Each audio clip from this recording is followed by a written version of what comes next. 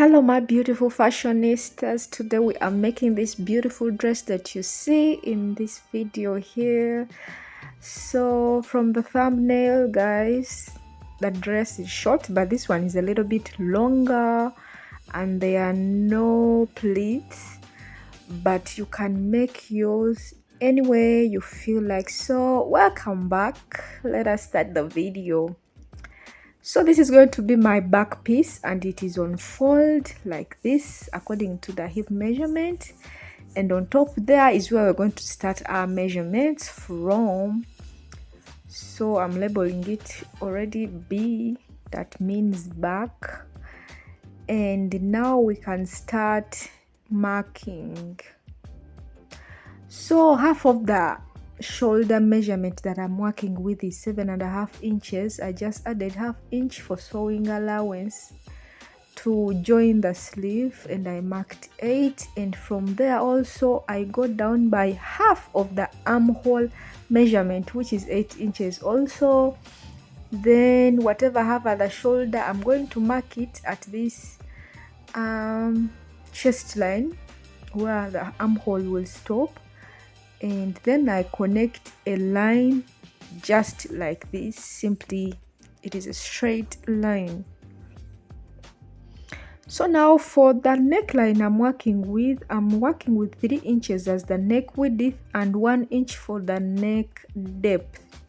Remember, this is the back piece that we are cutting out, so the neckline will just be curved. You can use any neckline that you feel like. And I'm slanting the armhole line by 1 inch because, guys, the shoulder is never straight. It's a little bit slanted. But after that, I have to add ½ inch as the sewing allowance or the joining allowance along the shoulder there. So that is it. And we can now move on. So after subtracting 1 inch from the armhole line, I remained with 7 inches. Its midpoint is 3.5. I mark it down so that I can carve out the armhole. So I do this using the ruler. If you can do it with your free hand, it is also very fine. So that is it. And from this starting point, the shoulder line, I'm going down at 16 inches to mark the waistline, and from the waistline I just went down by 8 inches and I marked at 24, and that is the hip line. So dividing the bust measurement by 4, I got 9, bust measurement being 36, and I just added 1 inch for sewing. That won't go up to the chest line, so I didn't consider it. But at the waistline, I have to consider that waist measurement divided by 4 plus 1 inch for sewing and another 1 inch for the dart. So at the hip line also, I just divide the hip line, which is 40 inches, dividing it by 4, I get 10 inches plus the sewing allowance.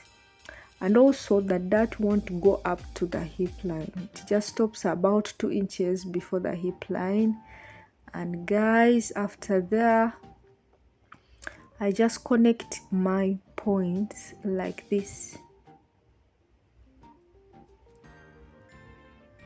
So where a curve is needed, I do that, and the rest. So guys, moving on, I have to mark where the bust line is. It is at 10 inches. So I mark where it is. Remember that the dart will stop 1 inch above that bust line for this back piece, and it will stop at 2 inches above the hip line. So the nipple to nipple measurement I'm working with is 8 inches. Dividing it by 2, I get 4 plus ½ inch for sewing in the dart. So after that's all, I just cut out my piece, and I'm going to use it to cut the front piece. So it is simply like that. for the back, and this is how it came out like. So moving on, also I have another folded piece, and I'm bringing my back piece on top of this folded piece that is going to be the front piece, and I have to make sure at the hip line, you know, at the sides, it is aligning very well with the folded piece. And I have an allowance, I think you see from the center back. Moving on, I have an allowance, so I have to see where my waistline is at 16 inches, guys, and then the nipple to nipple measurement I'm working with is 8 inches. Dividing it by 2, I get 4 plus half an inch for finishing the facing. You know, I'm going to mark 4.5 inches, that 4.5 inches down from the center back. I think you're seeing center back or center front, and where the 3 inches neck width is, I'm going to connect from the 3 inches neck width to where the 4.5 inches at the waistline is. It is just going to be a straight line, so if you have your long ruler, use it, but I don't have one. I use my tape measure, you know, just to dot out my line, and afterwards I use this ruler that I have to mark out my line like that. So the center front or center back was increased by the 4.5 inches considering the nipple to nipple measurement. So at the hemline also, where the back stops, we are just going to move our line also from there, coming up here at the waistline where the 4.5 inches that we added at the center front is. So this is what I am doing, just a straight line. If you want it a little bit curved, consider that. And guys, if you want any length, consider that. I used about 40 inches as the length of this dress, but if you want it shorter, like 35, 30, and then you add some pleats or gathers, it is also okay. So for the front, around the hemline here, I want it a little bit curved, so this is what I am doing. I curved it a little bit. That just depends on you. And now I can just cut out my pieces just as you see. So at the sides, everything is just the same, but when it comes to the front, the center front, we added the 4.5 inches, and that is how a wrap dress is made. So now I have 2 front pieces. They will be facing each other like this, and that is simply it. So guys, we have to correct the front armhole because we just used the back markings. So after that, I will cut facings for the front. It will be long up to the hemline, and also I will do that for the back. So this is it, and at this moment, this is what I have for the sewing. I'll join in the facings like that, sewing by 1/2 inch, and this is for the back, guys. It looks great. They are 2 for each side, and don't forget to subscribe. So moving on, after all the sewing, my facing is already sewn onto the front pieces like this. I joined by 1/2 inch, and I took in the dart also. The front dart stops 1 inch below the bust line and 2 inches above the hip line.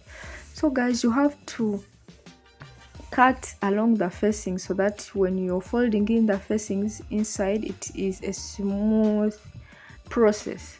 So the back darts are also taken in. Also finished the facing, and I cut along the allowance like that so that when I flip it inside, it is smoothly like that. So guys, next I'm just going to join the shoulders by 1/2 inch. So I make my facing and the main piece facing each other, right sides facing each other for front and back, as you see me doing.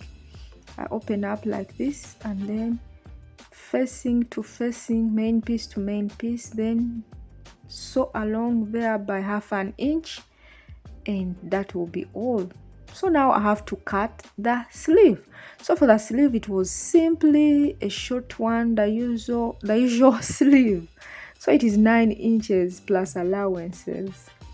And at first I took in the cap's height, which is gotten by dividing your bust measurement by 12, guys. And along that cap's height, I marked the half of the armhole measurement, which was 8 inches plus 1 inch, which gives us 9 inches. And then from the point here, I drew a diagonal line, just as you see, up to the 8 inches, and it gave me 9 inches. I get its midpoint, which is 4.5, move up at the midpoint by 1/2 inch. Then from this point, or the apex, I just carve out to the 1/2 inch for the back armhole, and then the other part can be a straight line up to the 8 inches, guys, not to the allowance but to the 8 inches. And for the front armhole, from the apex, I come to the midpoint of this diagonal line that I drew, and from the midpoint also, I'm just going to connect to the to my armhole measurement, the 8 inches. I'll use the rest for the allowance. So for the sleeve opening, the round measurement, I used 8 inches, allowances included. Then I joined like that, cut out first with the back marking, just as you see, guys, like this. And I have to notch the midpoint. So I have to first mark where the back is, notch the midpoint of the sleeve, and then open it up again, cut out the front marking. And after the front marking, I take this sleeve again and cut out the second sleeve. So this is like the pattern for the second sleeve. And I also notch down that this is the front side. And guys, that is it. And after joining the sleeves onto the main piece, guys, this is what I have. I've already joined the sides, and I left an opening at the waistline here where one of the ropes will be passing. Remember, we are making a wrap dress. We need some ropes. So facing's already finished. And this is where the curved side is. I'm only remaining with the hemline. So this is it, guys. But before, we have to attach the ropes.